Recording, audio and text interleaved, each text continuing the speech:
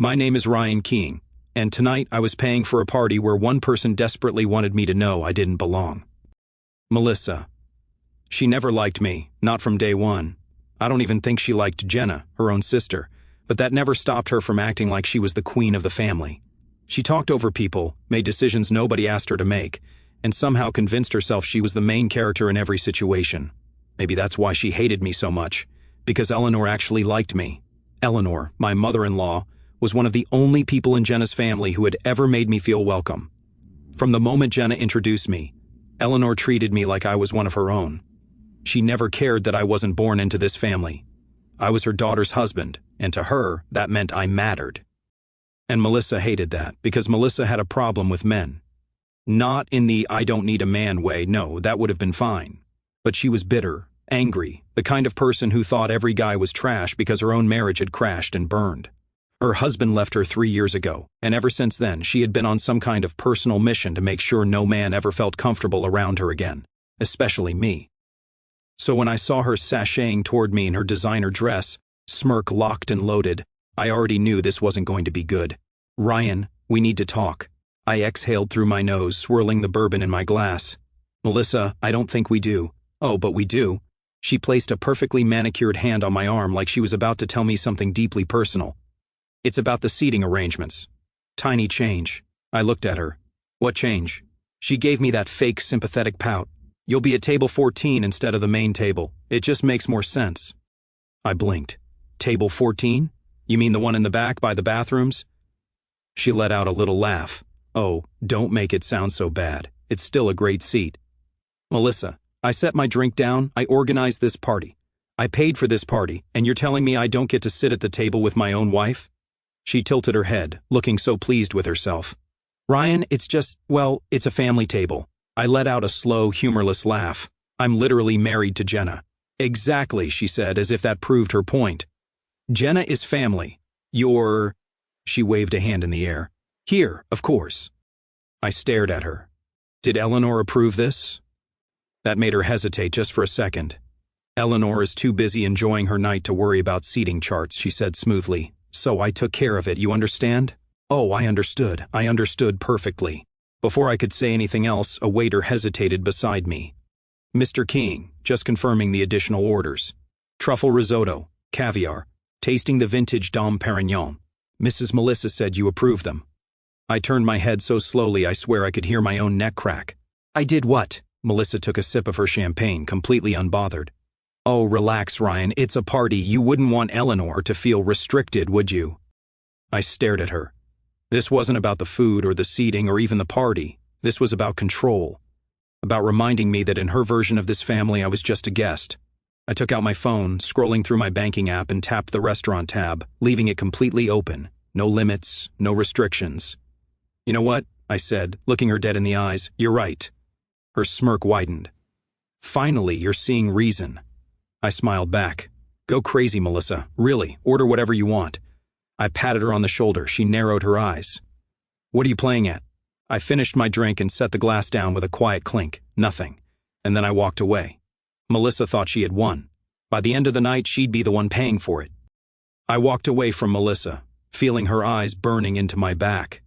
I didn't have to turn around to know that she was fuming, probably already plotting whatever petty little move she thought would put me in my place. Let her.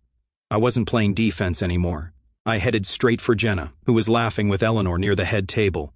The second Eleanor spotted me, her face lit up. Ryan, darling, come here. She reached for my hand, squeezing it warmly. I was just telling Jenna how perfect everything is tonight. You really outdid yourself. I smiled, the tightness in my chest loosening just a bit. Anything for you, Eleanor. Jenna turned toward me, her brows knitting together. Hey, where have you been? You look... She paused, searching for the right word. Like he's been dealing with Melissa, Eleanor finished, rolling her eyes. Jenna groaned. What did she do this time? I forced a smile. Nothing I can't handle. Eleanor sighed, rubbing her temples. I swear that girl thrives on making everyone miserable. You know, she actually tried to tell me I should sit at the second table because, and I quote, the young generation should take the spotlight. Jenna's jaw dropped. She what? I let out a low chuckle. Yeah, well, apparently I'm sitting at table 14 near the bathrooms. Jenna's expression darkened. Oh, no, don't worry about it, I said. Melissa thinks she's running the show. Let's see how she handles it when the curtain falls.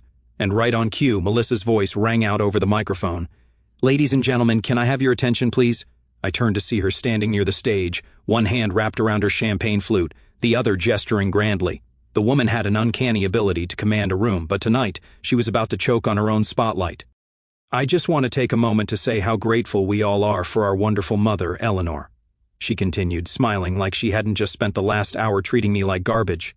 She's the heart and soul of this family, and we are so blessed to celebrate her tonight.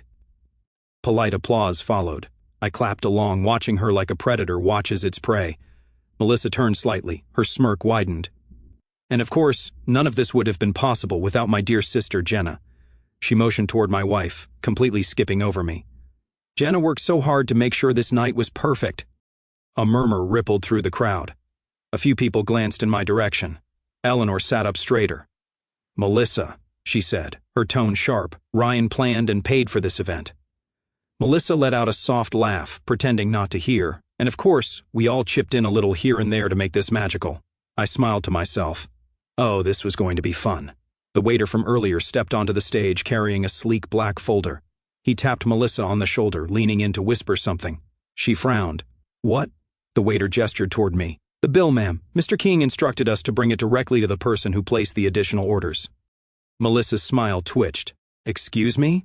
The waiter politely held out the folder. The total, including the truffle risotto, caviar, and vintage champagne, comes to $22,489. A gasp rippled through the crowd. Someone dropped a fork. Melissa's face went pale. That's impossible. The waiter remained expressionless. Would you like to put it all on one card or split the payment? I crossed my arms, tilting my head. Yeah, Melissa, how would you like to pay? Her head snapped toward me, her nostrils flaring. You're unbelievable. I cut in, raising a finger, language. Family event, remember? Eleanor's eyes darted between us. Ryan, what's going on? I gave her an easy smile.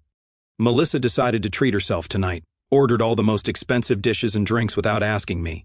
I turned back to my sister-in-law, my voice smooth as silk, and since she wanted to act like she's in charge, I figured she'd also want to handle the bill. Melissa's hands were shaking. I'm not paying that. This is your event. I shrugged. Well, you did tell me to relax and let the family enjoy themselves, so I did. The waiter cleared his throat.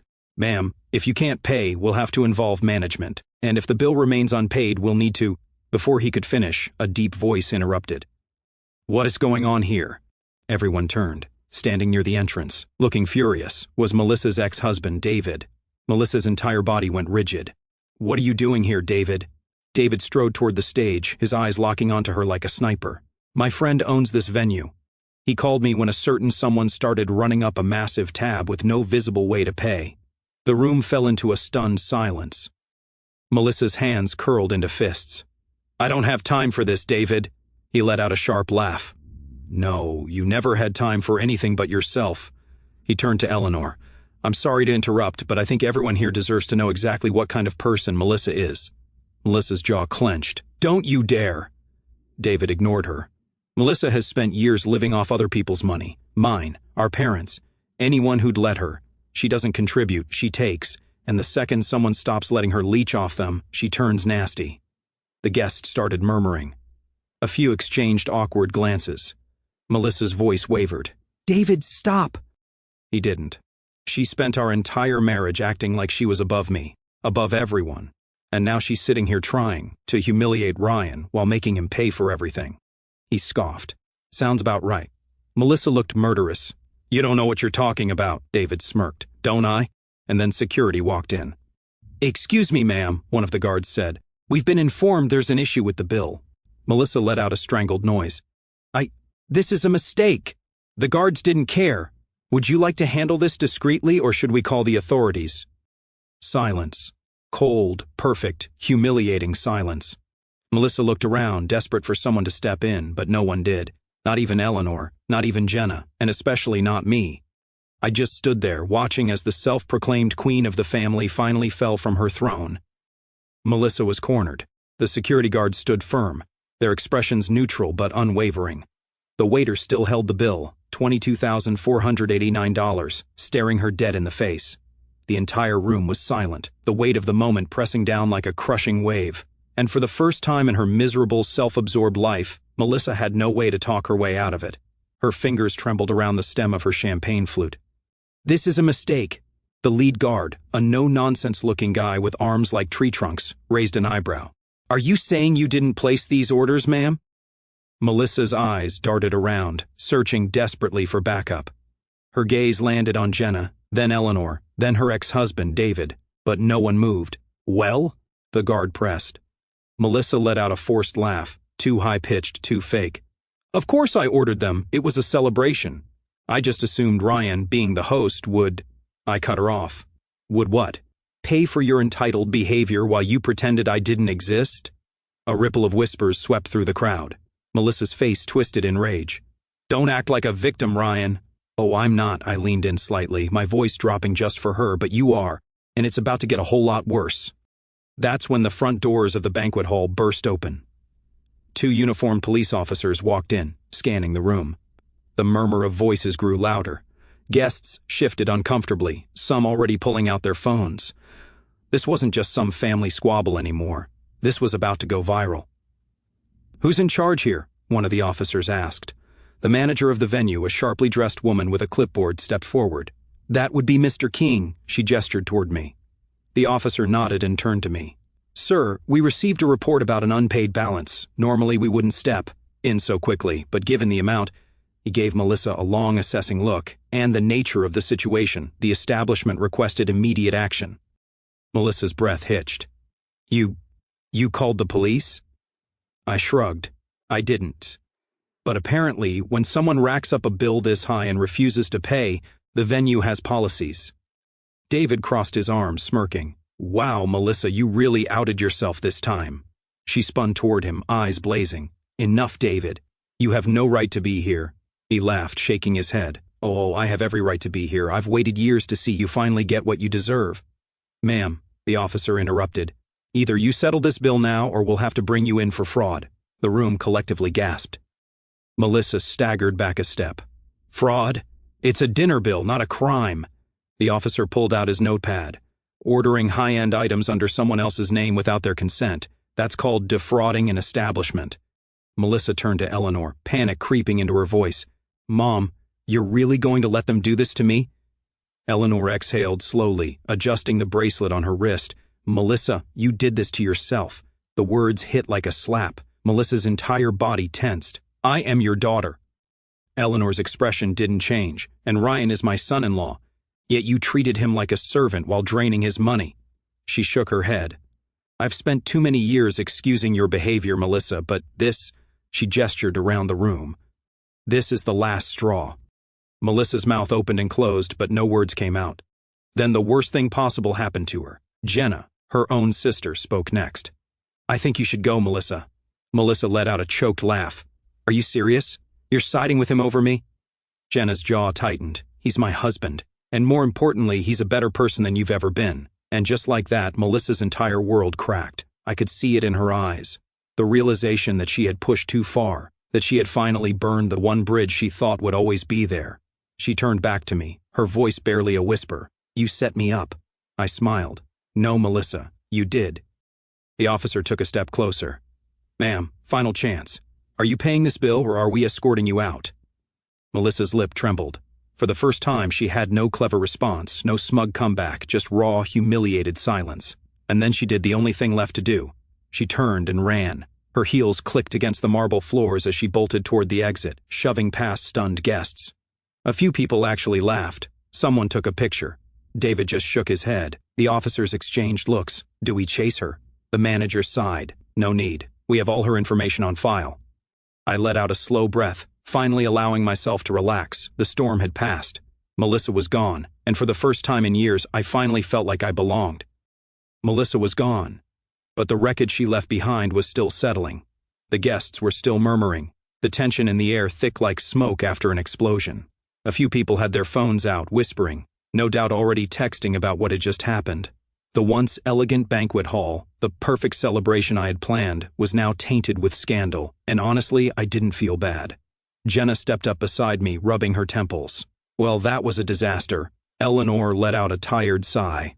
"No, darling, that was long overdue. I turned to my mother-in-law, my chest still tight with everything that had happened.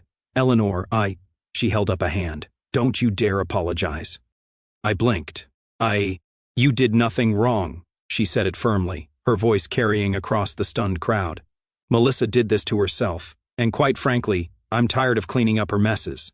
I glanced at Jenna, expecting her to look upset or conflicted, but instead, she just looked relieved.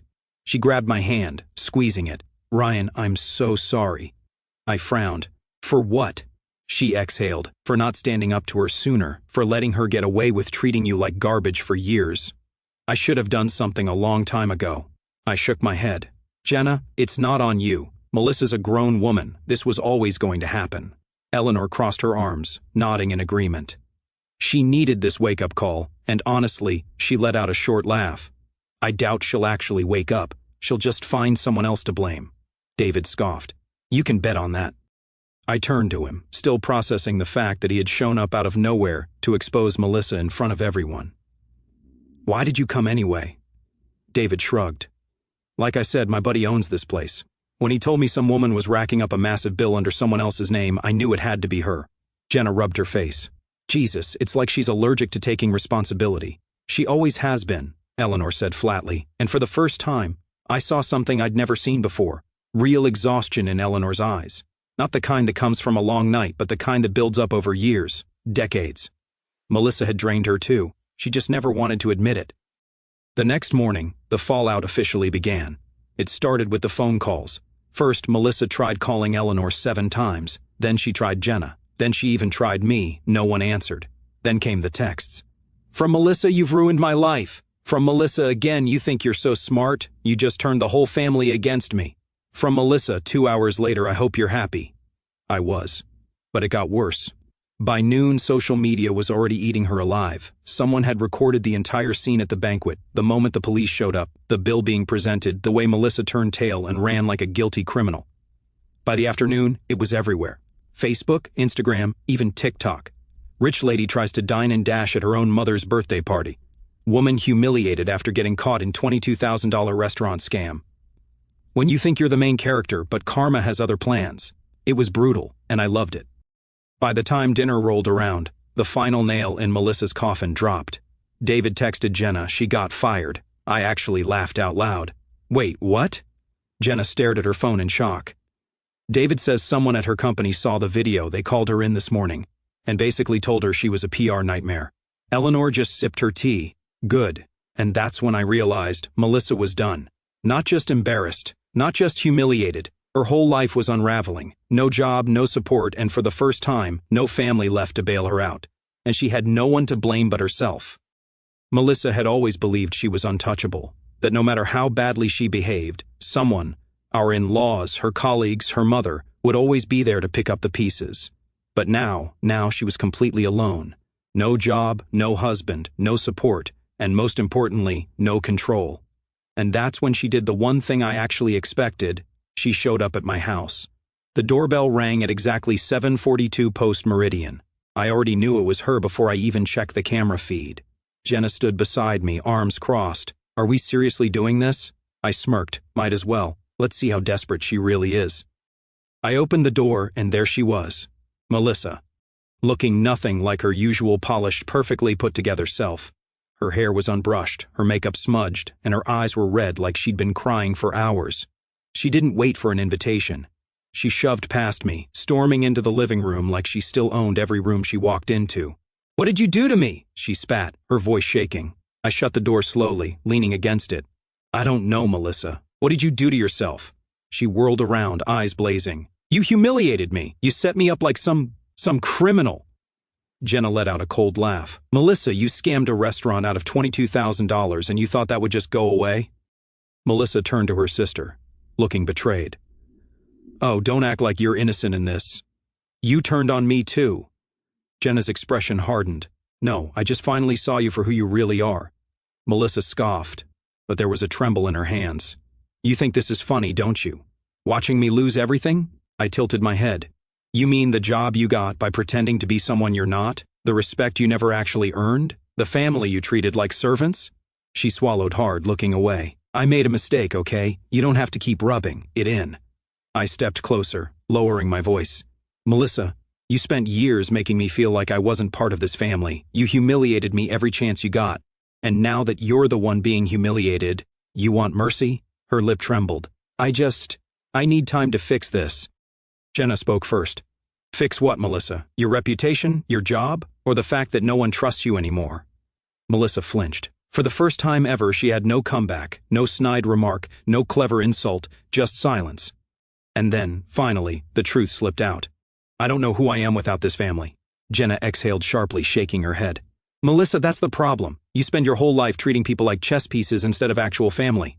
Melissa clenched her jaw. So that's it? I make one mistake and you just throw me away? I gave her a look. This wasn't one mistake. This was years of you treating everyone like garbage. She let out a choked breath. I just thought no matter what happened, I'd still have my family. Jenna's voice was soft but firm. You did, and you lost us. Melissa's shoulders sank.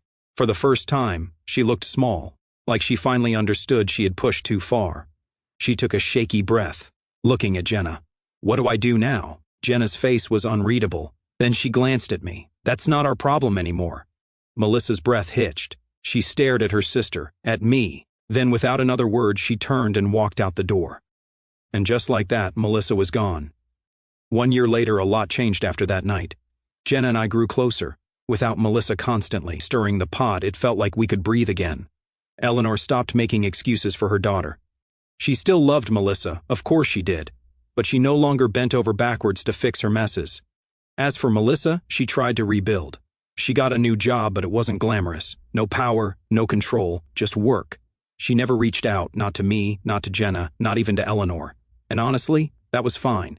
Because if there's one thing I learned through all of this, family isn't about blood. It's about who actually respects you. And Melissa?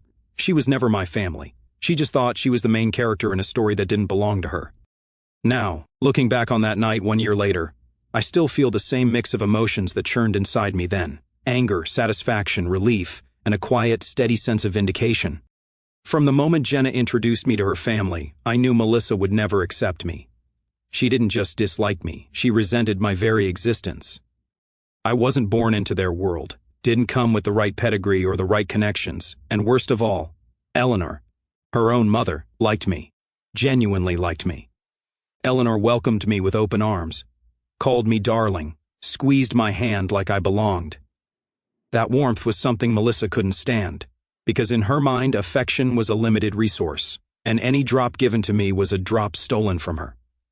So she spent years chipping away at me in small, vicious ways. Side comments, eye rolls, jokes that weren't jokes. She made sure I always felt like the outsider looking in. And I took it. I swallowed it every holiday, every birthday, every family gathering, because I loved Jenna, and I didn't want to be the guy who caused drama. I told myself it didn't matter, that Melissa's bitterness was her problem, not mine. But deep down, it wore on me. It made me question whether I truly belonged, whether Jenna's family would ever see me as more than the guy she married. That night at Eleanor's celebration party, the party I planned, the party I paid for, was the breaking point. When Melissa approached me with that smug little smile and told me the main table was family only, something inside me snapped. Not in a loud, explosive way, but quietly, coldly. I felt the years of quiet humiliation crystallize into a single sharp resolve, no more. I won't lie, when I handed control of the tab to her and walked away, there was a thrill in it. A dark, satisfying thrill. I knew exactly what she would do. Melissa couldn't resist the chance to play queen for a night. She ordered the truffle risotto, the caviar, the vintage Dom Perignon, piling expense on top of expense because she thought someone else would always foot the bill. And for once, I let her believe it. Watching her face when the waiter presented that $22,489 bill in front of everyone, I won't pretend I didn't enjoy it.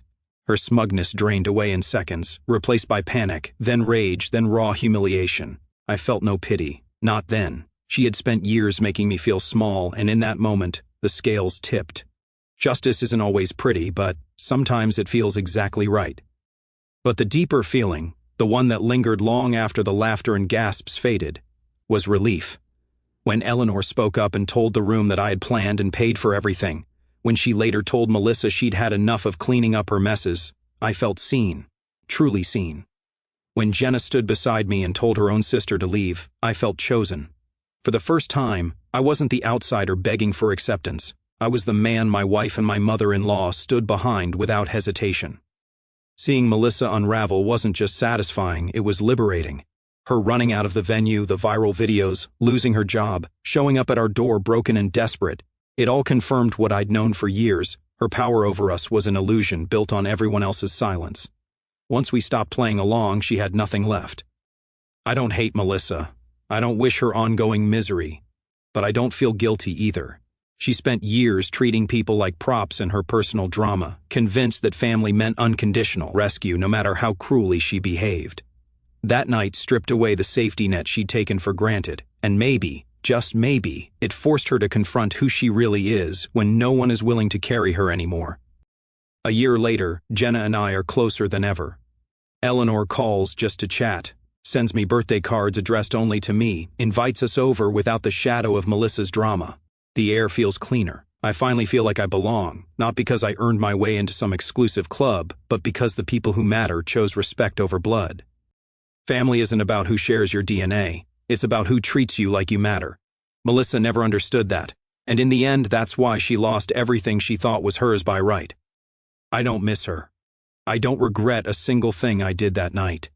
And for the first time in years, when I sit at the family table, I know exactly where I belong.